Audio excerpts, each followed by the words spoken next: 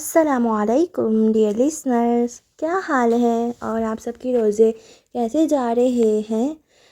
اور آج جب میں یہ ناول ریکارڈ کر رہی ہوں تو چوتھا روزہ گزر گیا ہے اور اب صبح پانچواں روزہ ہوگا اور پتہ بھی نہیں چلا گائس، 25 روزے رہ گئے اور پتہ بھی نہیں چلا ہے نا 26 یا 25۔ اچھا، میں آپ لوگوں سے ایک بات پوچھنا چاہتی تھی کہ آپ لوگوں کو یہ نیا تھمبنیل کیسے لگا ہے؟ یہ میں نے میرے دماغ میں آئیڈیا آیا کیونکہ جب میں نے اس کا حصہ اول دیکھا تھا لاہور ہے تو میں نے سوچا کہ بادشاہی مسجد بنائی جائے، اور اب ہم حصہ دوم سٹارٹ کر رہے ہیں تو مکہ ہے تو کیوں نہ خانہ کعبہ دکھایا جائے کہ یہ حصہ دوم ہے اور اب ہم مکہ جائیں گے، اسی لیے میں نے یہ اس طرح کا تھمبنیل بنایا۔ آپ لوگوں کو یہ نیا تھمبنیل کیسا لگا؟ پرانا دیکھ دیکھ کے تو بور ہو گئے ہوں گے۔ اب جب حصہ تیسرا آئے گا یا حصہ جس کو ہم سوئم بھی کہتے ہیں، اور جب چوتھا حصہ آئے گا تو وہ ان کے لیے بھی الگ الگ میں نے سوچ رکھے ہیں۔ تو آپ لوگوں کو یہ تھمبنیل ابھی کے لیے کیسا لگا ہے مجھے کمنٹس میں بتانا مت بھولیے گا۔ اور اب نئی ایپیسوڈ کو سٹارٹ کرتے ہیں جو کہ ایپیسوڈ نمبر 21 ہے۔ تو چلیں پھر، یہ ہسپتال کا ایک مختلف کوریڈور تھا۔ یہاں پرائیویٹ رومز کے دروازوں کی قطار نظر آ رہی تھی۔ ہر کمرے کے باہر آرام دہ صوفوں کا ایل بنا تھا اور سامنے رکھی میز پہ تازہ پھول سجے تھے۔ کونے میں ایک ریسیپشن تھی جہاں پہ بیٹھی خوبصورت لڑکی سے عیادت کے لیے آنے والے مہمان اپنے مریض کا نمبر پوچھتے، روم نمبر اور مطلوبہ کمرے تک چلے آتے۔ اگر مریض کے مہمان زیادہ ہو جاتے تو کچھ لوگوں کو کمرے کے باہر ایل شیپ صوفوں پہ بٹھا دیا جاتا، لیکن چونکہ یہ امراء کا پرائیویٹ ایریا تھا اس لیے یہاں داخل مہمانوں کی عیادت کرنے والے جس تیزی سے آتے اسی تیزی سے واپس پلٹ جاتے۔ اکثر کمروں میں امراء کے بوڑھے والدین داخل تھے جن کے بچوں نے ان کے لیے تنخواہ دار اٹینڈنٹ رکھے ہوئے تھے۔ خود وہ کم ہی چکر لگاتے کیونکہ جب وہ چھوٹے تھے ان کے والدین کے پاس ان کے لیے وقت نہیں ہوتا تھا۔ آج ان کے پاس اسی وقت کی کمی تھی، ایسے میں کسی بھی کمرے کے سامنے بنے سٹنگ ایریا پہ رش نہ لگا تھا سوائے روم نمبر 555 کے۔ یہ صوفے گزشتہ 3 دن سے خالی نہیں ہوئے تھے۔ میز پہ رکھے گلدستے کے ساتھ کافی کے کپ رکھے تھے۔ ایک صوفے پہ بیربل براجمان تھا، رف ٹی شرٹ اور جینز پہنے، گھنگریالے بال الجھے سے لگ رہے تھے۔ جیکٹ ساتھ رکھی تھی، آنکھوں سے لگتا تھا وہ کئی دن سے نہیں سویا۔ صوفے کے دوسرے کنارے پہ شبنم بیٹھی ٹوٹی اسکرین والے فون کو ہاتھ میں گھما رہی تھی۔ بیربل کے برعکس وہ ہر روز کی طرح صاف ستھرے لباس میں تازہ دم نظر آتی تھی۔ دفتر روم 555 کا دروازہ کھلا اور چنگیز باہر آتا دکھائی دیا۔ وہ سر جھکائے احتیاط سے فرش پہ رکھی ایک تار کو عبور کر رہا تھا۔ وہ ایک کارنر لیمپ کی تار تھی جس کے قریب کوئی سوئچ نہ تھا۔ سوز کو چوکھٹ کے اوپر سے دیوار سے گزارا گیا تھا، لیکن گزشتہ روز وہ نیچے گر پڑی تھی اور تب سے چوکھٹ پہ پڑی تھی۔ جو بھی اندر آئے دھیان سے جائے ورنہ لیمپ کی تار سے اڑ کے گر سکتا ہے، اس نے کوفت بھرے انداز میں باہر آ کے اطلاع دی۔ میں ایک بار گر چکا ہوں، بیربل نے ایک ہاتھ بلند کیا۔ میں بھی، شبنم نے محض ایک انگلی بلند کی۔ تم 2 دفعہ گری ہو اور میں نے 2 دفعہ دیکھا تھا۔ شبنم نے خفگی سے اس کی طرف سے رخ موڑ لیا اور چنگیز کی طرف متوجہ ہوئی۔ کیا ماہر بھی اس کنڈیشن میں ہیں کہ ہم ان سے بات کر سکیں؟ چنگیز جواب دیے بنا ریسیپشن تک گیا اور کوہنیوں کے بل کاؤنٹر پہ جھکا۔ کیا کوئی روم نمبر 555 کے کارنر لیمپ کی تار فکس کر سکتا ہے؟ وہ کل سے راستے میں پڑی ہے، کوئی اسے اڑ کے زخمی ہو سکتا ہے۔ اللہ اللہ، دونوں ہاتھ اٹھا کے اکتا کے کہا اور سر جھٹکتا پلٹ گیا۔ لڑکی نے سر ہلا کے فوراً سے ریسیور کان سے لگا لیا۔ فلموں میں تو ایسے نہیں ہوتا۔ چنگیز واپس آیا، صوفوں تک آیا تو شبنم ناراض نظر آ رہی تھی۔ کیا ہوتا ہے فلموں میں؟ مریض کو جیسے ہی ہوش آتا ہے اس کے قریبی لوگ اسے ملتے ہیں، وہ آہستہ آہستہ سے آنکھیں کھول کے ان کو دیکھتا ہے، چند اپنائیت بھری باتوں کے تبادلے ہوتے ہیں، وہ خفگی سے کہہ رہی تھی۔ اور یہاں جب سے سرجری کے بعد ماہر کو ہوش آیا ہے اس نے ایک دفعہ بھی ہم میں سے کسی کو نہیں دیکھا، اور صرف درد سے چلائے جا رہا ہے۔ کیونکہ اس کو درد ہو رہا ہے شبنم خانم، وہ صوفے پہ بیٹھتے ہوئے سمجھانے والے انداز میں کہنے لگا۔ ساری فلموں میں ہر زخم کے ساتھ ہیرو کی برداشت بڑھتی جاتی ہے، لیکن حقیقی زندگی میں ایسا نہیں ہوتا۔ انسان کی درد برداشت کرنے کی ہمت ہر نئی تکلیف پہ کم ہو جاتی ہے۔ یہ ماہر کا پہلا ایکسیڈنٹ نہیں ہے، اس لیے اس کی تکلیف بہت زیادہ ہے، اس لیے اسے دواؤں کے زیر اثر سلائی رکھنے میں ہی بہتری ہے۔ میں نے کبھی سوچا بھی نہیں تھا کہ ماہر اس درد سے اتنا چلا سکتا ہے۔ شبنم نے دونوں کانوں کو چھوا۔ تھوڑی دیر کے لیے سٹنگ ایریا میں خاموشی چھا گئی۔ وہ دونوں اپنے اپنے فون پہ لگے تھے۔ دفتر شبنم کھنکاری، ہم تینوں باری باری یہاں آ کے ڈیوٹی دیتے ہیں، ہسپتال والے بھی سوچتے ہوں گے ہماری کوئی لائف نہیں ہے۔ اپنی بات کرو، میری لائف ہے۔ بیربل نے فون سکرول کرتے ہوئے سر جھٹکا۔ اچھا، جب ماہر کے ایکسیڈنٹ کی خبر آئی تو تم کیا کر رہے تھے؟ میں ایک خوبصورت لڑکی کے ساتھ ڈنر کر رہا تھا۔ اس نے مسکرا کے پلکیں جھپکائیں تو شبنم بھی مسکرائی۔ اور تب سے اس خوبصورت لڑکی نے تمہیں کال نہیں کی؟ جب سے ماہر کا ایکسیڈنٹ ہوا ہے ہم سب کی زندگیاں رک گئی ہیں۔ چنگیز بھی فون پہ لگا تھا۔ وہ خود سے بولنے لگی، زارینہ خانم کو دیکھ لو، صرف 2 دفعہ آئی ہیں کیونکہ اس کی لائف ہے، پھر وہ کیف سنبھال رہی ہے، مالک اپنا کاروبار سنبھال رہا ہے، سوائے ہم تینوں کی سب کی لائف ہے، کیونکہ شاید ہماری زندگیاں صرف ماہر کے گرد گھومتی ہیں۔ تمہارے خاموش ہونے کی کوئی ٹائمنگ ہے یا مرضی سے ہوتی ہو؟ بیربل فون پہ چہرہ جھکائے بولا تو شبنم کا چہرہ سرخ ہوا، لیکن اس سے پہلے کہ وہ کوئی جواب دیتی بھاری جوتوں کی آواز سنائی دی۔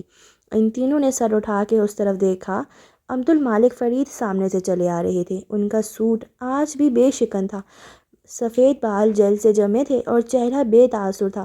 شبنم اور بیربل بے اختیار کھڑے ہو گئے۔ چنگیز نہیں اٹھا، وہ اپنی جگہ پہ بیٹھا، آنکھوں کی پتلیاں سکوڑے انہیں آتے دیکھے گیا۔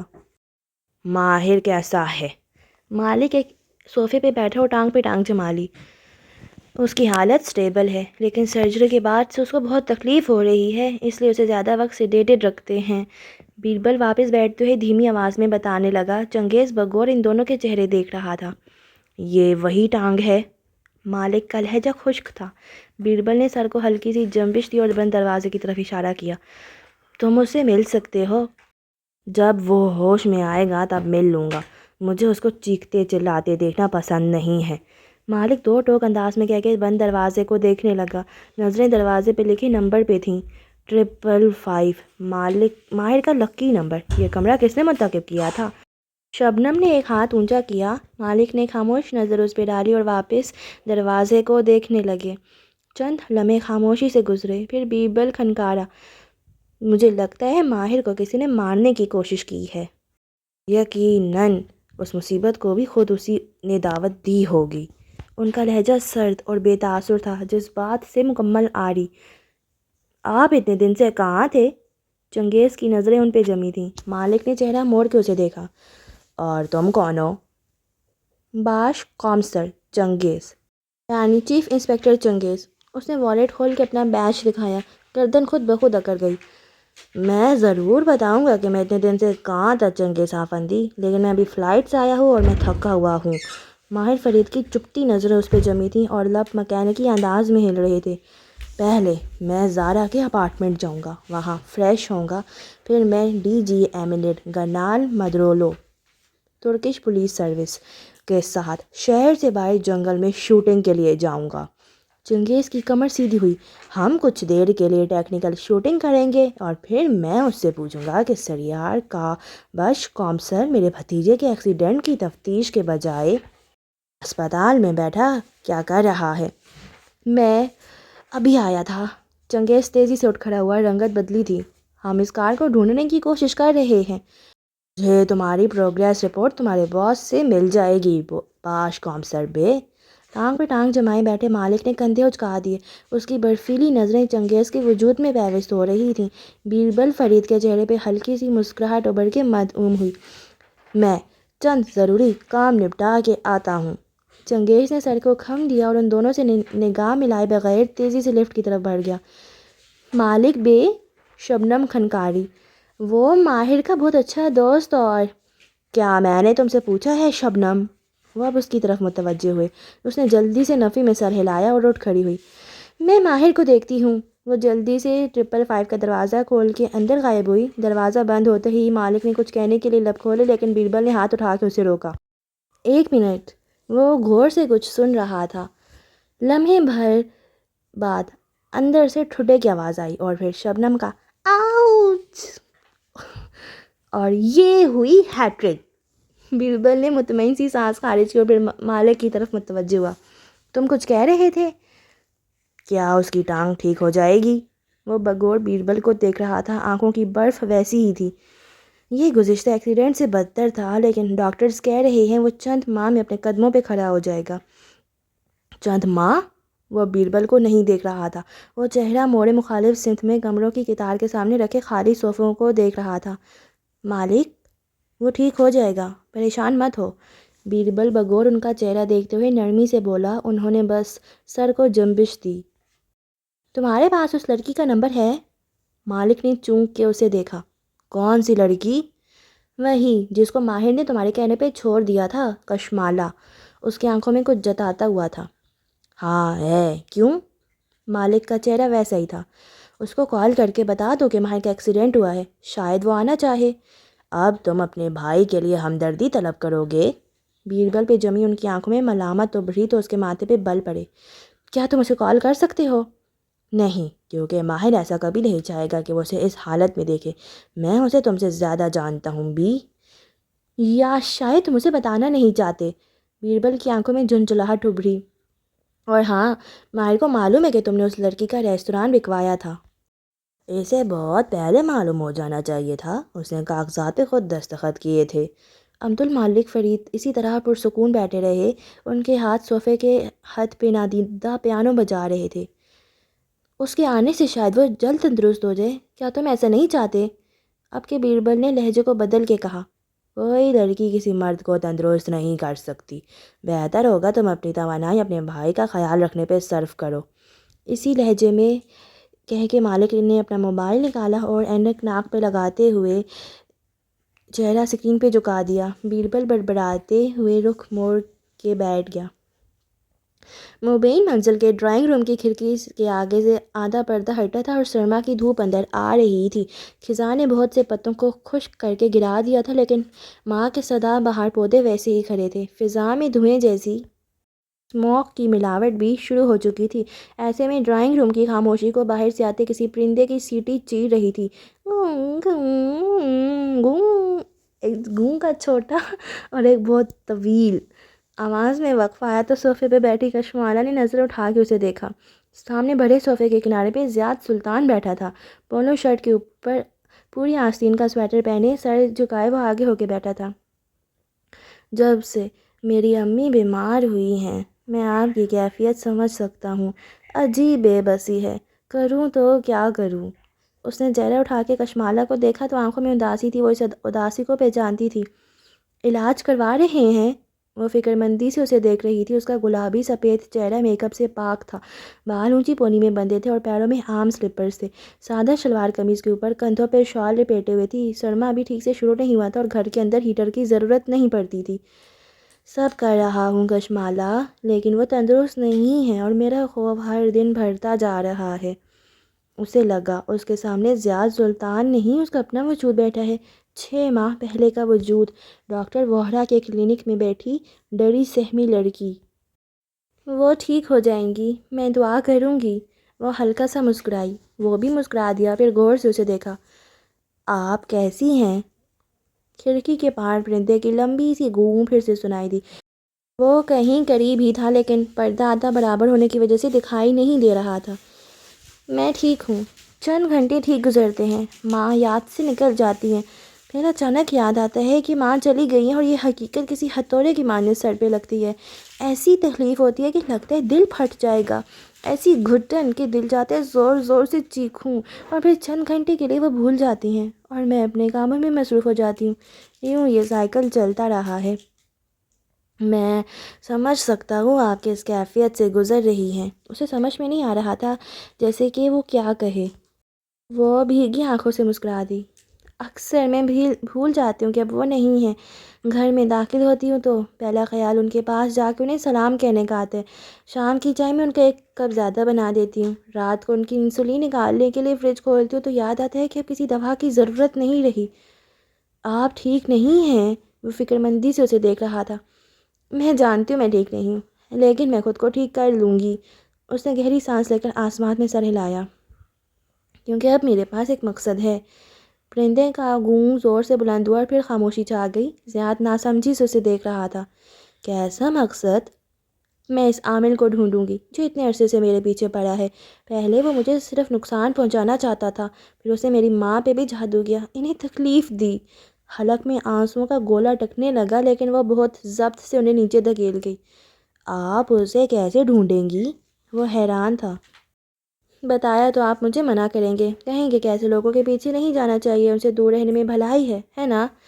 وہ دھیرے سے مسکرایا۔ نہیں، میں آپ کو منع نہیں کروں گا، آپ سمجھدار ہیں اور اپنی حفاظت خود کر سکتی ہیں۔ آپ جو بھی کرنا چاہیں، مجھے اپنے ساتھ کھڑا پائیں گی۔ وہ ٹھوس لہجے میں نرمی سے کہہ رہا تھا۔ وہ گیلی آنکھوں سے مسکرائی۔ کیا تھا اس شخص میں کہ جب وہ قریب ہوتا تھا تو دل اس کی طرف خود کھینچتا تھا؟ تھینک یو زیاد، لیکن مجھے آپ کی حفاظت کی فکر ہے۔ آپ کسی عامل کے ٹھکانے پہ بغیر سیکیورٹی کے تنہا نہیں جائیں گی۔ وہ تشویش سے کچھ اور بھی کہہ رہا تھا، لیکن قدموں کی آواز پہ خاموش ہو گیا۔ ماہی اندر چلی آ رہی تھی، اسے دیکھ کے مسکرائی اور سر کے خم سے سلام کیا۔ وہ بھی مسکرا کے اٹھ کھڑا ہوا۔ زیاد، یہ ماہی ہے، میری بہن۔ زیاد نے تعجب سے اسے دیکھا۔ آف کورس، میں جانتا ہوں، ہم سہیل کی شادی پہ ملے تھے نا۔ مالا اس وقت اپنے ریسٹورانٹ میں اتنی الجھی ہوئی تھی کہ اسے عام لوگ یاد نہیں رہتے تھے۔ ماہی ہلکے پھلکے انداز میں کہتی ہوئی آگے آئی تو وہ دونوں دھیرے سے ہنس دیے۔ پھر زیاد نے میز پہ رکھے شاپنگ بیگ کی طرف اشارہ کیا۔ امی نے آپ کے بیبی کا بتایا تھا، سمجھ نہیں آیا کیا لے کر آؤں؟ ایئرپورٹ سے چاکلیٹس اٹھا لیں۔ پھر ایک گلہ آمیز نظر کشمالہ پہ ڈالی۔ ان کو چاکلیٹس نہیں پسند، سو یہ آپ کی ہیں۔ تھینک یو، مجھے بہت پسند ہیں چاکلیٹس۔ ماہی پورے دل سے مسکرا دی۔ چھوٹے بالوں پہ ہیئر بینڈ پیچھے کر کے لگائے، لمبا سا سویٹر پہنے ماہی آج حشاش بشاش لگ رہی تھی۔ اس کی ایک بڑی وجہ یہ تھی کہ حور سو رہی تھی۔ نگینہ آنٹی بتا رہی تھیں کہ آپ کی منگنی ہونے جا رہی ہے۔ مالا نے اسے تادیبی نظروں سے گھورا، لیکن وہ ماہی تھی، مزے سے کہتے ہوئے سامنے والے صوفے پہ بیٹھی۔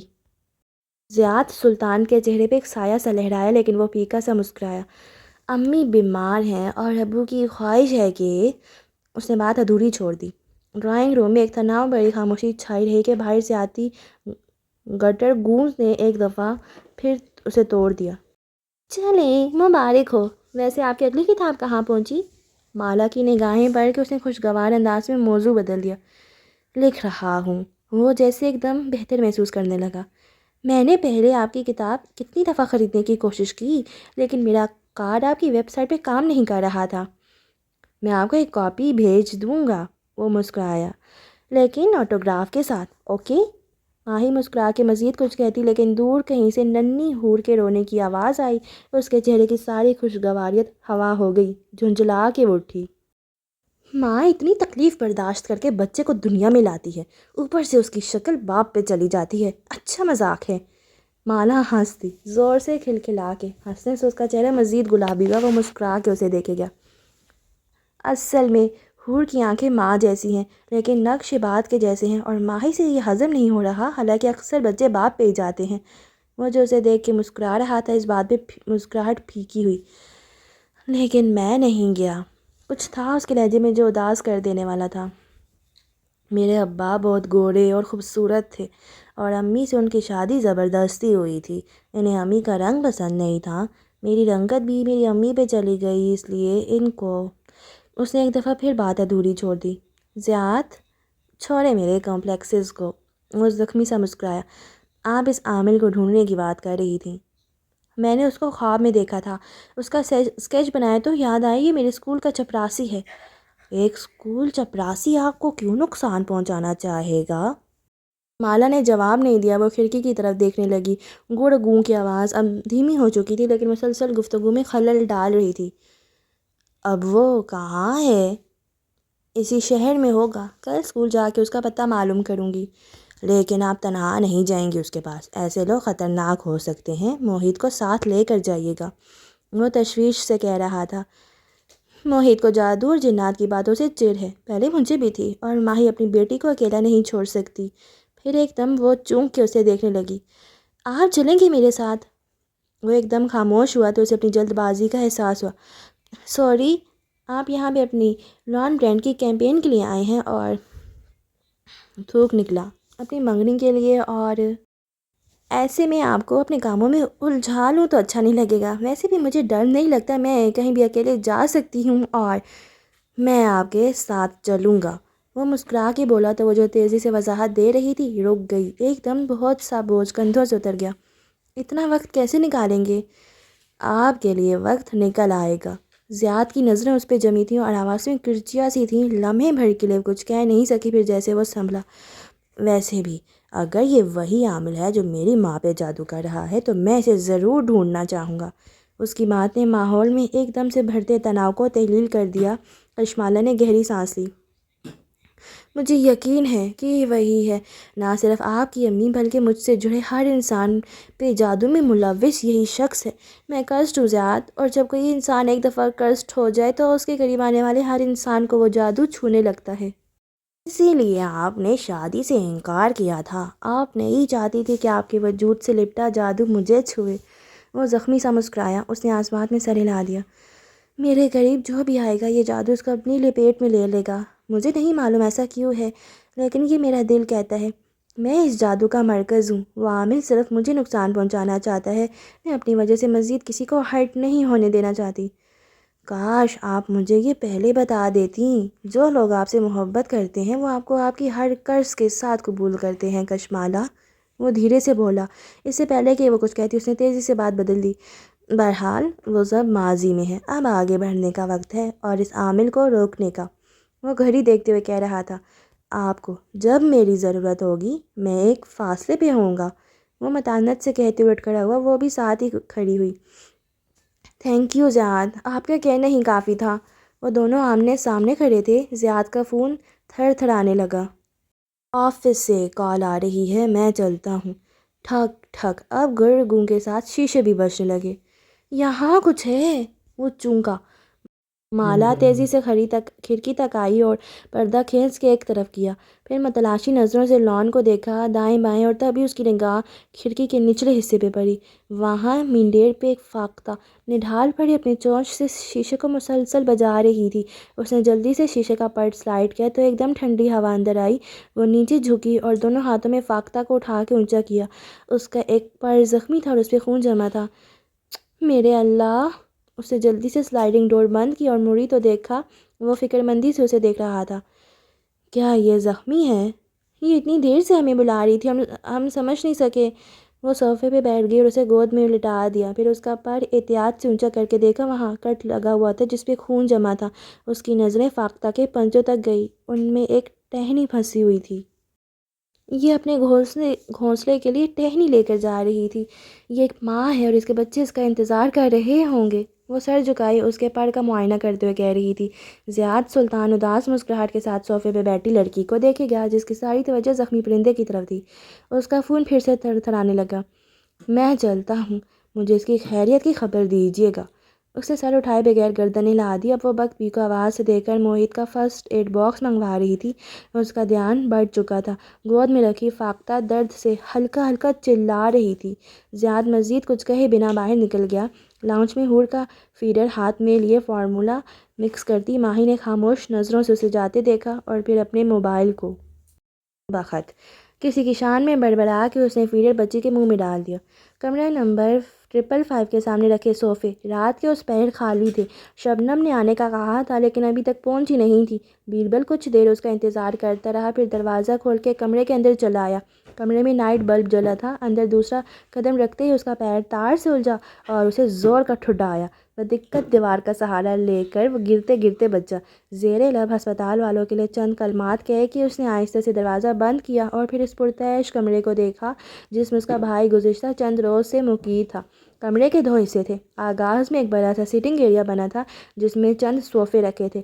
وسط میں رکھی میز گلدستوں سے بھری تھی۔ ان کے پیچھے آدھی دیوار بنی تھی اور آدھی جگہ خالی تھی۔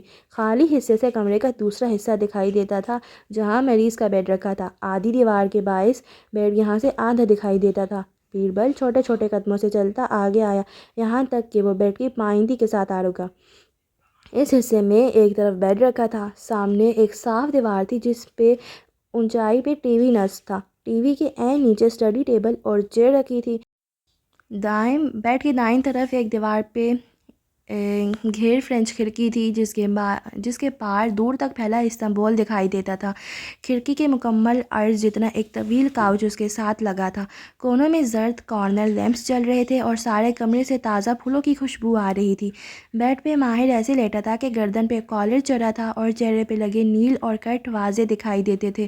سب سے نمایاں کٹ دائیں گال کے وسط سے کان تک جاتا تھا۔ اس کی ایک ٹانگ پٹیوں اور پلسٹر میں جکڑی تھی اور اس کو سپورٹ دے کر ایک خاص زاویے پہ قدرے اٹھایا گیا تھا۔ ہونٹ خشک اور آنکھیں بند تھیں۔ ہاتھوں میں مختلف نالیاں اور تاریں لگی تھیں۔ کسی مشین سے مسلسل بپ بپ کی آواز بھی آ رہی تھی۔ ماہر اور سٹنگ ایریا سے ایک کرسی اٹھا لائے اور اس کے سرہانے کے قریب رکھ کے بیٹھا۔ ماہر کی آنکھیں بند رہیں۔ بیربل کی نظریں اس کی ڈرپ تک گئیں۔ پین کلر دی جا چکی تھی، یقیناً وہ نیند میں تھا۔ ماہر، وہ پھر سے کھنکارا۔ جواب ندارد۔ کھڑکی سے باہر نظر آتا استنبول بھی خاموش تھا، سوائے مشین کے بپ بپ کے ہر طرف خاموشی تھی۔ ایک بات کہوں ماہر، وہ زخمی سا مسکرایا، تم سے جیلس ہونے کے لیے میرے پاس بہت سی وجوہات تھیں۔ اس کی آواز بہت ہلکی، جیسے کسی سمندر کی تہہ سے آ رہی ہو۔ تم ہمیشہ مجھ سے بہتر تھے اور میں سب کی سیکنڈ چوائس ہوتا تھا۔ وہ اداسی سے مسکرا کے کہتے ہوئے اپنے ہاتھوں کو دیکھ رہا تھا۔ میں کبھی بھی ماہر فرید کے سامنے کچھ نہیں تھا۔ کس کے گریڈ زیادہ اچھے ہیں؟ ماہر کے۔ کون ابا کی طرح بزنس کر سکتا ہے؟ ماہر۔ کون لوگوں سے تعلقات بنانے میں کامیاب ہوگا؟ ظاہر ہے ماہر۔ کھڑکی کے شیشے پہ سر جھکائے بیٹھے گھنگریالے بالوں والے نوجوان کا عکس دکھائی دیتا تھا۔ لڑکیاں کس کی طرف مائل ہوتی ہیں؟ ماہر کی طرف۔ کس نے ابا اور مالک کی ذہانت لی ہے؟ ماہر نے۔ بہت سے لوگ آج بھی یہ سمجھتے ہیں کہ قاسم فرید کا ایک ہی بیٹا ہے اور مجھے وہ مالک کا بیٹا سمجھتے ہیں۔ وہ ہلکا سا ہنسا۔ اور اسی لیے مالک کو میں شدید ناپسند ہوں، کیونکہ میری شکل اس سے ملتی ہے اور کچھ عادتیں بھی۔ میں بھی اس کی طرح لیکٹوز انٹالرنٹ ہوں۔ وہ زیادہ فخر کرتا اگر لوگ ماہر کو اس کا بیٹا کہتے، لیکن بیچارہ مالک بے۔ وہ پھر سے ہنسا۔ اس کی ہنسی فضا میں گونجی اور پھر معدوم ہو گئی، یہاں تک کہ پیچھے صرف ایک اداسی رہ گئی۔ لوگ تمہیں قاسم فرید کا واحد بیٹا اسی لیے سمجھتے کیونکہ وہ صرف تمہیں جانتے ہیں۔ بیربل کو کوئی نہیں جانتا۔ بیربل کی کسی کے سامنے کوئی حیثیت نہیں ہے۔ کہا نا، میرے پاس تم سے جیلس ہونے کی بہت سی وجوہات تھیں، لیکن اس نے چہرہ اٹھایا، اس کی آنکھیں گیلی تھیں۔ لیکن میں تم سے کبھی جیلس نہیں ہو سکا۔ ماہر کا وجود آنکھیں بند کیے بے حس حرکت لیٹا تھا۔ میں نے کوشش کر کے بھی دیکھ لیا۔ اسے پلکیں جھپکائیں تو چند آنسو چہرے پہ جا گرے۔ جب لوگ ہم دونوں بھائیوں کا موازنہ کرتے تھے، میں نے چاہا کہ میں اس موازنے کا الزام تمہیں دوں، لیکن میں نہیں دے سکا۔ ابا کو دیا، ہمیشہ دیا۔ انہوں نے ہمیشہ ہم میں فرق کیا تھا۔ اس نے ہتھیلی کی پشت سے آنکھیں رگڑیں۔ تم نہیں مانتے اور نہیں مانو گے کیونکہ تم اچھے بیٹے ہو، لیکن انہوں نے ایسا کیا تھا۔ انہوں نے میرے اوپر جلد ہار مان لی۔ کیا میں کام نہ سیکھتا اگر وہ مجھ پہ زیادہ محنت کرتے، اگر وہ مجھے زیادہ وقت دیتے؟ ابا نے میرے اوپر وہی طریقہ اپلائی کرنا چاہا جو تم پہ کرتے تھے۔ ہر بچہ ماہر نہیں ہوتا۔ جو ایک دفعہ کی سنی ہوئی بات کو سیکھ لے، ہر بچہ مختلف ہوتا ہے۔ مشین کی بپ بپ مسلسل سنائی دے رہی تھی۔ لیکن میں کبھی تمہیں الزام نہیں دے سکا۔ جب تم ماں کے خلاف ہو گئے تب بھی نہیں۔ مجھے اپنی ماں بہت عزیز تھی ماہر۔ اس کی گرتے آنسوں میں تیزی آ گئی تھی۔ میری ماں سے غلطی ہوئی تھی بس۔ میں نے انہیں بہت شروع میں معاف کر دیا تھا۔ اس کا الزام بھی میں شمس کو دیتا ہوں۔ ماں یا تمہیں میں کبھی غلط نہیں سمجھ سکا۔ یہ بیربل کی مجبوری ہے۔ اس نے سر اٹھا کے سیاہ شیشے میں اپنا عکس دیکھا اور دونوں ہتھیلیوں سے چہرہ رگڑا۔ میں تمہیں پیسے بنانے کی مشین نہیں سمجھتا۔ مجھے تم سے پیسے بھی نہیں چاہیے ہوتے ہیں۔ شاید تم مجھے اسپوائل کرنا چھوڑ دو تو میں اپنے پیروں پہ کھڑا ہو سکوں۔ تم بھی مجھے اسپوائل کرتے ہو ماہر۔ ابا کی شرط تھی کہ میں کسی کی مدد کے بغیر اپنا کاروبار سیٹ کروں گا، لیکن وہ ہلکی سے دھیرے سے ہنسا۔ میری بیکری ایک فلاپ بیکری ہے، لیکن جب کوئی بڑا آرڈر اچانک سے آتا ہے، میں سمجھ جاتا ہوں کہ یہ تمہارے کوئی کارپوریٹ سیکٹر کا دوست ہے جسے تم نے میری بیکری کی سفارش کی ہے۔ مجھے سب سمجھ میں آتا ہے ماہر، میں بس کہتا نہیں ہوں، اور جو میں کہتا ہوں وہ دل سے نہیں کہتا۔ وہ اب ماہر کی بند آنکھوں کو دیکھ رہا تھا۔ ہلکی بھری شیف، زخم کے نشان، اس کے سانس لینے کی ہلکی ہلکی آواز۔ میں وہ سب اس لیے کہتا ہوں کیونکہ مجھے تم پہ غصہ آتا ہے۔ جب تم ہلال کو ڈھونڈنے زندہ ڈھونڈنے کی بات کرتے ہو، وہ نہیں ہے ماہر، وہ نہیں ملے گی۔ مجھے تب بھی غصہ آتے جب تم کشمالہ اور اس کے مسئلوں کے پیچھے بھاگتے ہو، کیونکہ میں مالک کی طرح خود غرض ہوں۔ آنسو پھر سے آنکھوں میں جمع ہونے لگے۔ ہم دونوں صرف اپنے لیے چاہتے ہیں تمہیں، جیسے مالک چاہتا ہے کہ تم لندن چلے جاؤ، ویسے ہی میں چاہتا ہوں کہ تم ہمیشہ استنبول رہو میرے ساتھ۔ اس نے پھر سے سر جھکا لیا، آنسو اب زاروں قطار گر رہے تھے۔ با، اماں، ہلال، میری ساری فیملی ختم ہو چکی ہے، اوپر سے تمہارا ایکسیڈنٹ۔ میں 3 دن سے نہیں سو سکا یہ سوچ کے کہ اگر تمہیں ہو جاتا تو میں کیا کرتا۔ اس کی آواز میں بے یقینی تھی، خوف تھا۔ اگر تمہیں کچھ ہو جاتا تو میں کیا کرتا ماہر؟ کیا کرتے؟ ساری جائیداد اپنے نام کروا لیتے، اور کیا کرتے؟ وہ بند آنکھوں سے بڑبڑایا۔ بیربل فرید نے کرنٹ کھا کے گردن سیدھی کی، آنکھیں کھلی کی کھلی رہ گئیں۔ تو تم مجھے سن سکتے ہو؟ کوما میں نہیں ہوں، زندہ ہوں، سونے کی کوشش کر رہا ہوں، اور تم بولے جا رہے ہو۔ وہ بند آنکھوں سے برہمی سے کہہ رہا تھا۔ بیربل کا منہ کھل گیا۔ چند لمحے لگے اسے سمجھنے میں، اور پھر اس نے جلدی سے چہرہ صاف کیا۔ میں یہ سب ایسے ہی، نرس کو بلاؤ، مجھے کچھ چاہیے، پین کلر، نیند کی دوا۔ اس کی اکتاہٹ بھری آواز میں کڑا در آئی تھی۔ بیربل کے ابرو خفگی سے کٹے ہوئے پیر پٹک کے اٹھا۔ زہر کے بارے میں کیا خیال ہے؟ تھوڑا سا لا دوں؟ ماہر نے آنکھیں کھولی، ان میں زمانے بھر کی بیزاری تھی۔ بدقت اس نے آئی وی لائن لگا ایک ہاتھ اٹھایا۔ بیربل اس کے ہاتھ کو دیکھنے لگا۔ ماہر نے انگشت شہادت بلند کی، اشارہ دروازے کی طرف تھا۔ بیربل میں سر جھٹکتا پلٹ گیا اور دروازے تک آیا۔ احتیاط سے تار عبور کی، لیکن دروازہ نہیں کھلا۔ پہلے آنکھیں صاف کیں، پھر کنکار کے اپنی آواز درست کی، اس کے بعد چہرے پہ نارمل مسکراتا ہوا تاثر لایا اور دروازہ کھولا۔ باہر کان لگائے کھڑی شبنم بے اختیار گرتے گرتے بجی۔ تم یہاں کیا کر رہی ہو؟ اس کا چہرہ ایک دم سرخ ہوا۔ شبنم نے بدقت دیوار کا سہارا لیا، پھر اینک کے پیچھے سے اسے ناراضگی سے گھورا۔ 3 دن سے نہیں سویا؟ منہ بگاڑ کے بیربل کی آواز نکالی۔ اس لمبے کاؤنٹ پہ 4 لگاتار 6 گھنٹے کون سوتا رہا ہے؟ ہاں، تم سب ایک جیسے ہو، میں کسی سے بات نہیں کروں گا اب۔ وہ خفا خفا سا بڑبڑاتا کوریڈور میں آگے بڑھ گیا۔ کشمالہ کے کمرے کے ایک کونے میں ہیٹر دہک رہا تھا، اس کے سامنے بچھے کمبل پہ زخمی فاختہ لیٹی تھی۔ وہ گھٹنوں کے بل زمین پہ بیٹھی فکر مندی سے اس کو دیکھ رہی تھی۔ موہت ساتھ بیٹھا اس کی پٹی کا جائزہ لے رہا تھا۔ پھر اس نے سر اٹھایا تو وہ امید سے اسے دیکھنے لگی۔ اس کو ویٹ کے پاس لے جانے کی ضرورت نہیں ہے، یہ راستے میں ہی مر جائے گی۔ ایسے نہ کہو، اس کو بس گرم رکھو، شاید یہ آنکھیں کھول دے۔ اب وہ نرمی سے بولا تو مالا نے چہرہ جھکا کے اسے دیکھا تو اس کی آنکھیں نیم وا تھیں۔ اب وہ آوازیں نہیں نکال رہی تھی، بس یوں ہی لیٹی تھی۔ تم نے کچھ سوچا؟ میں ابھی لاہور نہیں چھوڑنا چاہتی موہت، تم بہتر محسوس کرو گی، سوچ کے تو دیکھو، آرام سے، کوئی پریشر نہیں ہے۔ وہ پھیکا سا مسکرا دیا اور سر ہلا دیا۔ موہت کے جانے کے بعد دروازہ ہلکا سا بجا تو اس نے گردن موڑ کے دیکھا، ماہی چوکھٹ میں کھڑی تھی۔ ہور سو گئی؟ ماہی جھڑجھڑی لیتی اندر آئی، اس کے ہاتھ میں چاکلیٹس تھیں۔ کبیرہ تائی کے سارے جن ایک طرف اور یہ ایک جن دوسری طرف۔ باری باری دونوں کانوں کو چھوا۔ مجھ سے ایک نہیں سنبھلتی، اور ماں نے نہ جانے کیسے ہم 3 پالے ہوں گے۔ وہ کھڑکی کے ساتھ رکھے کاؤچ پہ تھکان سے ڈھیر ہو گئی اور چاکلیٹ گود میں رکھ کے کھولنے لگی۔ کیا یہ زندہ ہے؟ ترہم سے کمبل پہ لیٹی فاختہ کو دیکھا، جو آدھ کھلی آنکھوں سے اسی طرف دیکھ رہی تھی جہاں ماہی بیٹھی تھی۔ مالا نے آزمات میں سر ہلا دیا، اس کے چہرے پہ اداسی تھی۔ زیاد کل تمہارے ساتھ اسکول جائے گا، وعدہ کر کے گیا ہے۔ پھر اس نے بظاہر لاپرواہی سے کندھے اچکائے۔ نہ بھی گیا تو میں اکیلی چلی جاؤں گی۔ ویسے اچھا ہے زیاد، نرم مزاج اور بات ماننے والا۔ وہ چاکلیٹ دانت سے کترتے ہوئے کہہ رہی تھی۔ سچ بتاؤں تو پہلے مجھے اتنا پسند نہیں تھا وہ، لیکن اتنے عرصے بعد اسے دیکھا ہے تو اچھا لگا ہے۔ وہ چہرہ جھکائے زخمی فاختہ کے پر پہ 2 انگلیاں پھیرتی رہی۔ ماہی بغور اس کے تاثرات دیکھ رہی تھی۔ تم اس کو انکار کر کے پچھتا رہی ہو؟ نہیں، اس نے گہری سانس لے کر نفی میں سر ہلایا۔ زیاد میری قسمت میں نہیں لکھا تھا، وہ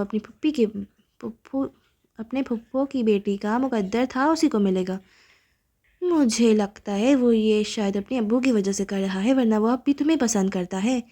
ماہی سوچ سوچ کے بول رہی تھی۔ ورنہ وہ کیوں؟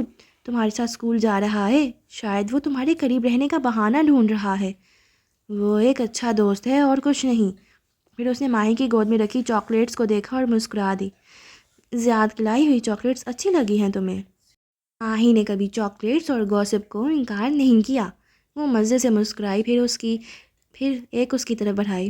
کھا لو، میرا تو صرف بہانہ ہے، اصل میں وہ تمہارے لیے ہی لایا ہوگا۔ اس نے مسکرا کے نفی میں سر ہلایا۔ مجھے نہیں پسند چاکلیٹس، اور تم بھی کم کھاؤ، اتنا وزن کیسے کم کرو گی؟ وزن نہ یاد دلایا کرو یار۔ ماہی نے برا منہ بنایا اور چاکلیٹ نیچے کر لی۔ چند لمحے کے لیے سوچتی رہی۔ نہ کسی کی شادی قریب آ رہی ہے، نہ کسی نے اب مجھے پسند کرنا ہے۔ چھوڑو وزن کو۔ دوبارہ سے چاکلیٹ اٹھا لی اور بڑی سی بائٹ لی۔ بس دانے نہ نکلیں، باقی خیر ہے۔ وہ مزے سے چاکلیٹ کھاتے ہوئے کہہ رہی تھی۔ بس دانے نہ نکلیں۔ فاختہ کے پروں پہ حرکت کرتا ہاتھ اس کا تھم گیا، البتہ اس نے سر نہیں اٹھایا، بس اس ننھے پرندے کے سرمئی وجود کو دیکھے گئی۔ بس دانے نہ نکلیں۔ فاختہ کے سرمئی پروں کے درمیان سفیدی تھی، اور سفید دھیرے دھیرے سارے منظرنامے پہ غالب آنے لگی، یہاں تک ارد گرد سب کچھ سفید ہو گیا۔ پھر اس سفیدی میں چند بھورے بلاکس ابھرنے لگے، یہاں تک کہ وہ چند ڈیسک بن گئے جو قطار میں رکھے تھے۔ ایک ڈیسک کے پیچھے بینچ پہ اسکول یونیفارم پہنے اونچی پونی بنائی ایک لڑکی بیٹھی کاپی پہ کچھ لکھ رہی تھی۔ اس کی جھکی آنکھیں سبز تھیں اور سفید گلابی چہرے پہ بہت سے دانے نکلے تھے۔ دفتن اسے محسوس ہوا کہ کوئی قریب آیا ہے۔ نظر اٹھا کے دیکھا تو ایک لڑکی اپنا بیگ لیے اس طرف آ رہی تھی۔ سبز آنکھوں والی لڑکی مسکرا کے ایک طرف کھسک گئی اور ساتھ جگہ بنا دی۔ اب وہ امید سے نئی بچی کو دیکھ رہی تھی۔ وہ ابھی قریب پہنچی ہی تھی کہ اگلی نشست پہ بیٹھی لڑکی ایک دم پلٹی۔ اس کے بالوں پہ گلابی ہیئر بینڈ لگا تھا اور اس کی آنکھوں میں ایک مختلف سی چمک تھی۔ اس کے پلٹتے ہی سبز آنکھوں والی لڑکی کی مسکراہٹ غائب ہوئی، چہرے پہ خوف سبرا۔ تم یہاں بیٹھو گی کشمالہ کے ساتھ؟ گلابی ہیئر بینڈ والی لڑکی چمکیلی آنکھوں سے مسکرائی۔ وہ سانس روکے اسے دیکھ رہی تھی۔ ہاں کیوں؟ سوچ لو، پھر تمہیں بھی ایسے دانے نکل آئیں گے۔ ایک کہکا ساتھ ہی گونجا۔ سبز آنکھوں والی لڑکی کا سر مزید جھک گیا، کاپی پہ رنگ بھرتی پینسل میں تیزی آ گئی۔ تم میرے ساتھ وینکوور چلو۔ آواز پہ وہ چونکی، ذہن کسی گہری کھائی سے نکلا تھا۔ صوفے پہ پیر اوپر کیے بیٹھی ماہی چاکلیٹ کھاتے ہوئے کہہ رہی تھی۔ محیط کہتا ہے استنبول چلو، تم کہتی ہو وینکوور چلو۔ کیا میری اپنی کوئی زندگی نہیں ہے؟ مجھے اپنی زندگی سیٹ کرنے دو یار۔ وہ ایک دم چڑچڑے پن سے کہہ کے وہاں سے اٹھ گئی۔ ماہی نے حیرت سے اسے دیکھا۔ اس سے ایک دم سے کیا ہوا؟ پھر کندھے اچکا کے چاکلیٹ دانت سے کترنے لگی۔ اس صبح روم نمبر 555 کے باہر لگے کاؤچ پہ بیربل فرید خاموشی سے بیٹھا موبائل دیکھ رہا تھا جب بلاک ہیلز کی آواز سنائی دی۔ اس نے سر مزید جھکا لیا۔ تمہاری اسپینش لاتے کوکونٹ ملک کے ساتھ؟ شبنم نے مسکرا کے 2 کپ سامنے رکھے۔ بیربل نے سر نہیں اٹھایا تو اس نے ایک کپ اس کی طرف دھکیلا۔ وہ تکلیف میں ہے بیربل، وہ سمجھانے والے انداز میں کہنے لگی، اسی لیے چڑچڑا ہو رہا ہے، ورنہ اسے تمہارے جذبات کی قدر ہے۔ بیربل نے رخ مزید پھیر لیا اور انگلیاں کی پیڈ پہ تیزی سے چلنے لگیں۔ میرے پاس ایک آئیڈیا ہے۔ وہ اس کا بھگوڑ چہرہ پڑھ رہی تھی، وہاں کوئی رد عمل ظاہر نہیں ہوا۔ اس لڑکی کو کال کرنے کے لیے۔ اس نے بات مکمل کی ہی تھی کہ بیربل نے تیزی سے گردن موڑی۔ کیسے؟ شبنم نے مسکرا کے کوٹ کی جیب سے ٹوٹی اسکرین والا فون نکال کے سامنے لہرایا۔ ہمیں ماہر کا پاسورڈ معلوم نہیں ہے، نہ وہ ہمیں اپنا فون کھولنے دے گا۔ جانتی ہوں، لیکن سری یہ نہیں جانتی۔ شبنم کی آنکھیں چمکیں۔ سری ملتی جلتی ایک ہی صنف کی آواز کو اپنے مالک کی آواز ہی سمجھتی ہے۔ اس نے فون بیربل کی طرف بڑھایا تو وہ چونکا، پھر فون تھام کے چہرہ قریب کیا۔ ہے سری، آواز کو قدرے گھمبیر کر کے بولا تو فوراً جواب آیا۔ یس۔ وہ دونوں مسکرا دیے۔ اب اس لڑکی کا نام لو اور اسے کال کرو۔ بیربل کی مسکراہٹ مدھوم ہوئی۔ ماہر اپنے فون نمبرز اصل نام سے محفوظ نہیں کرتا، مجھے نہیں معلوم اس نے اس کا نام کیا رکھا ہوا ہے۔ شبنم کا جوش جھاگ کی طرح بیٹھ گیا۔ لیکن وہ ایک دم سیدھا ہوا دماغ تیزی سے چلنے لگا۔ مجھے معلوم ہے ماہر نے اس کی بہن کا نمبر کس نام سے محفوظ کیا تھا۔ اس کا چہرہ چمک اٹھا۔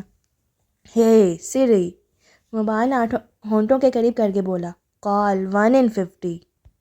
Calling 1 in 50۔ فوراً سے تعمیل ہوئی۔ بیربل نے مسکرا کے اسپیکر آن کیا اور پیچھے ہو کے بیٹھتے ہوئے کافی اٹھا لی۔ وہ بھی پرجوش سی ہو کے بیٹھی۔ چند لمحے وہ دونوں طویل گھنٹی سنتے رہے، پھر دوسری جانب سے کال کاٹ دی گئی۔ مسکراہٹ ان دونوں کے چہروں سے غائب ہو گئی۔ شبنم کے ماتھے پہ بل پڑے اور اس نے تیزی سے ہاتھ سے فون لیا۔ لگتا ہے ماہر کو کوئی پسند نہیں کرتا، برے موڈ سے کہتے ہوئے اس نے اپنی کافی اٹھا لی۔ میں 10 منٹ تک آپ کے گھر کے باہر ہوں گا۔ جس وقت زیاد کا میسج آیا وہ آئینے کے سامنے کھڑی لمبے اونچے بالوں کو اونچی پونی میں باندھ رہی تھی۔ تبھی نگاہ دائیں گال پہ پڑی، وہاں ایک سرخ گلابی سا دانہ نکل رہا تھا۔ اوہ نو!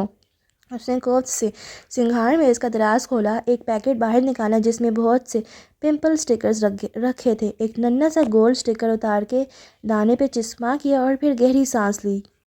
دل کی دھڑکن جو چند لمحے کے لیے بے ترتیب ہوئی تھی اب نارمل ہونے لگی۔ اس نے تنقیدی نظروں سے گال پہ لگے اسکن کلر کے سٹکر کو دیکھا، وہ اتنا برا نہیں لگ رہا تھا جتنا کہ دانہ۔ بس چند گھنٹے کی بات ہے اور پھر یہ غائب ہو جائے گا۔ دوبارہ نہیں، پلیز اللہ تعالیٰ، دوبارہ نہیں۔ خود کو تسلی دیتے ہوئے اس نے سن گلاسز ماتھے پہ اٹکائے اور ایک آخری نظر خود پہ ڈالی۔ وہ سیاہ شرٹ اور سیاہ کھلے ٹراؤزر میں ملبوس تھی، سفید دوپٹے کو گردن کے گرد لپیٹ کے اس کے دونوں پہلو سامنے گرا رکھے تھے۔ وہ تیار تھی، اپنے پرانے اسکول جانے کے لیے مکمل تیار۔ کمرے سے باہر نکلتے ہوئے کندھا چوکھٹ سے ٹکرایا تو وہ رکی، تکلیف سے آنکھیں بند کیں۔ بند آنکھوں کے پار ایک دھندلی سی راہداری دکھائی دی۔ اونچی پونی والی لڑکی سر جھکائے، کندھے پہ بیگ لٹکائے چلتی جا رہی تھی کہ کسی کا کندھا اس سے زور سے ٹکرایا۔ اس نے چونک کے سر اٹھایا۔ ساتھ سے گزرتی گلابی ہیئر بینڈ والی لڑکی دھیرے سے بولی تھی، پمپلز، اور ہنس کے آگے بڑھ گئی۔ اس کا سر مزید جھک گیا۔ فون کی تیز گھنٹی نے اسے جیسے کسی خواب سے جگایا۔ ذہن سے تمام یادوں کو جھٹکتی کشمالہ باہر نکلی تو دیکھا آواز کچن سے آ رہی تھی۔ یہ ماہی کے موبائل کی ہولڈ فون رنگ تھی۔ ماہی، تمہارا فون بج رہا ہے۔ وہ اطلاع دے کر خارجی دروازے کی طرف بڑھ گئی۔ زیاد پہنچنے والا تھا۔ مالا یار دیکھ لو کس کا فون ہے، عباد کا ہوگا۔ ماہی نے اپنے کمرے کے کھلے دروازے سے سر نکال کے کہا۔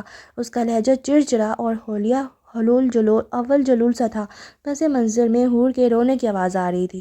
مالا نے ایک ترہم بھری نگاہ اس پہ ڈالی اور قدموں کا رخ کچن کی طرف موڑ لیا۔ کاؤنٹر پہ رکھا فون مسلسل چنگا رہا تھا۔ اس نے ہاتھ بڑھا کے فون اٹھایا اور اسے لیے آگے بڑھنے ہی لگی تھی کہ نگاہ سکرین پہ پڑی۔ ماہر فرید کالنگ۔ ساری دنیا لمحے بھر کے لیے رک سی گئی۔ حور کا بلک بلک کے رونا، فون کی مسلسل بجتی گھنٹی، ماہی کے چلانے کی آواز۔ یار کوئی میرا فون لا دے یا اس کو سائلنٹ کر دے۔ اسے کچھ سنائی نہیں دے رہا تھا، صرف 3 الفاظ سکرین پہ جگمگا رہے تھے۔ ماہر فرید کالنگ۔ کیا مصیبت ہے؟ ماہی اکتائی ہوئی سی کچن تک آئی، پھر مالا کو دیکھ کے اس کے تاثرات بدلے۔ وہ فون ہاتھ میں لیے شل سی کھڑی تھی۔ مابینہ مبین کا ماتھا ٹنکا۔ کس کا فون ہے؟ مالا نے آنکھیں اٹھائی تو اس کی نظروں میں کچھ تھا، کچھ ایسا جو ماہی نے پہلے نہیں دیکھا تھا۔ اس نے کچھ کہے بغیر سکرین سامنے کی۔ ماہی کے ماتھے سے شکلیں غائب ہوئیں، سانس رک سا گیا۔ اس کا نمبر تمہارے فون میں کیوں ہے؟ وہ آنکھوں میں بے یقینی لیے پوچھ رہی تھی۔ ماہی نے تیزی سے اس کے ہاتھ سے فون لیا اور زور سے کال کاٹی۔ ماہی، میں کچھ پوچھ رہی ہوں۔ کیوں پوچھ رہی ہو؟ وہ ایک دم چٹک کے بولی۔ میں آزاد انسان ہوں، مجھے کسی سے بات کرنے کے لیے تمہاری اجازت نہیں چاہیے۔ وہ چند لمحے کے لیے کچھ بول نہیں سکی، چہرے پہ بس ایک ششدر سا تاثر رقم تھا۔ تم اس سے رابطے میں ہو؟ اگر ہوں تو اس میں کیا غلط ہے؟ وہ قدرے پھیکے پڑی لیکن لہجے کی تیزی برقرار رہی۔ مالا کے تاثرات شوق سے دکھ میں بدلتے گئے۔ میں نے تمہیں منع کیا تھا کہ تم اس آدمی یا اس کے خاندان سے دور رہو گی۔ اس نے مجھے دھوکہ دیا۔ سینے پہ انگلی سے دستک دی۔ میرا ریستوران مجھ سے چھینا، میں نے اسے اپنی زندگی سے نکال دیا اور میری بہن اس سے رابطے میں ہے۔ وہ بے یقینی سے ماہی کو دیکھتے چند قدم پیچھے ہٹی۔ یہ وفاداری ہے تمہاری میرے ساتھ؟ ملامتی نظریں اس پہ جمائے سر نفی میں ہلایا اور تیزی سے باہر کی طرف بڑھ گئی۔ ماہی نے اسے پکارنے کے لیے لب کھولے لیکن پھر زور سے پیر پٹکا۔ اف، اب کیا کروں؟ اس نے پریشانی سے سر دونوں ہاتھوں میں تھام لیا۔ سب کچھ خراب ہو گیا، اف۔ حور کے رونے کی آواز سنائی دی تو وہ ایک غصیلی نظر فون پہ ڈال کے اس طرف بھاگی۔ اس کمبخت کو تو میں بعد میں پوچھوں گی، کہاں اتنے دن سے رابطہ نہیں کیا اور کہاں بن بتائی کال کر لی۔ وہ باہر نکلی۔ تو نومبر کی سرد ہوا ناک سے ٹکرائی۔ اس نے جیکٹ نہیں پہنی تھی کہ ابھی اتنی سردی نہیں تھی، اور ماہی سے بات کر کے ویسے ہی جسم ابل رہا تھا۔ زیاد ڈرائیونگ سیٹ پہ بیٹھا اس کا منتظر تھا۔ وہ فرنٹ سیٹ پہ بیٹھی تو چہرہ تمتما رہا تھا اور آنکھیں گلابی پڑ رہی تھیں۔ آپ کو بہت زحمت دی میں نے، رسمن کہتے ہوئے وہ سر جھکائی سیٹ بیلٹ باندھنے لگی۔ نہیں، میں لنچ بریک تک فارغ تھا۔ اور زیاد نے مسکرا کے کار سٹارٹ کرتے ہوئے اس کی طرف دیکھا تو چونکا۔ آپ ٹھیک ہیں؟ تشویش سے پوچھا۔ پتہ نہیں۔ وہ کھڑکی سے باہر دیکھنے لگی، آنکھوں کے کنارے بھیگنے لگے تھے۔ ماں یاد آ رہی ہیں؟ وہ نرمی سے پوچھ رہا تھا۔ اس نے باہر دیکھتے ہوئے سر ہلا دیا۔ آپ اگر یوں اپسیٹ ہوں گی تو آپ کی بہن بھائیوں کو کون ہمت دلائے گا؟ آپ تو اتنی بہادر ہیں کہ… میں کیوں بنوں بہادر؟ وہ ایک دم سے پھٹ پڑی۔ سب کہتے ہیں تم بہادر ہو، کوئی مجھ سے کیوں نہیں پوچھتا کہ میں بہادر بننا چاہتی بھی ہوں یا نہیں؟ وہ ایک دم پھٹ پڑی۔ ماں کی بیماری، یہ سب نے کہا۔